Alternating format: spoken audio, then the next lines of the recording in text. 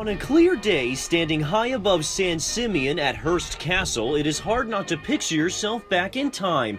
The sights, the sounds, all bring you back nearly 100 years ago, when William Randolph Hearst, the world's first media mogul, would control his massive empire of newspapers and radio stations from this very spot.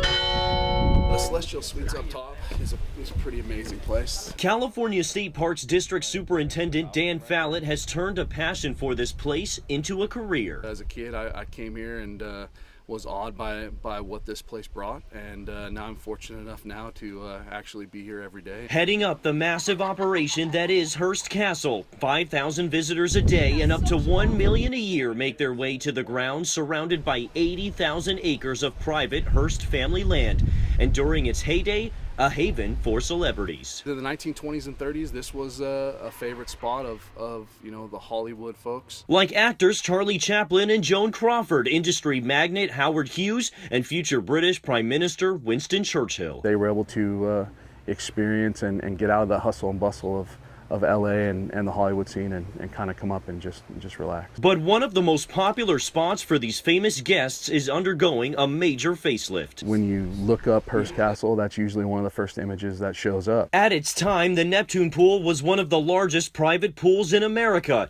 but 80 years has taken its toll. In some ways, it's a really straightforward project, but in other ways, it's a huge project. Shelley Dildy is an associate architect for the state park system. She has been working on the project to restore the Neptune pool for over a year. The pool is a concrete shell, and concrete cracks. And says these renovations are right on time. It took 14 years to get the pool to this size, with 3 renovations and expansions in between.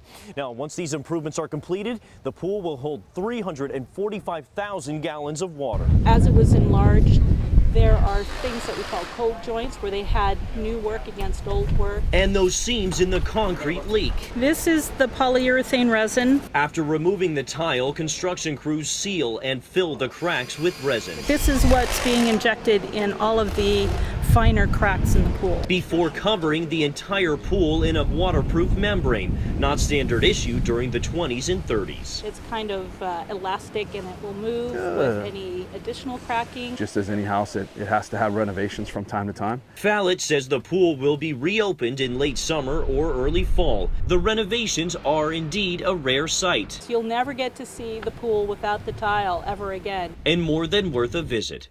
At Hearst Castle, Michael Coliani, KCOI 12, Central Coast News.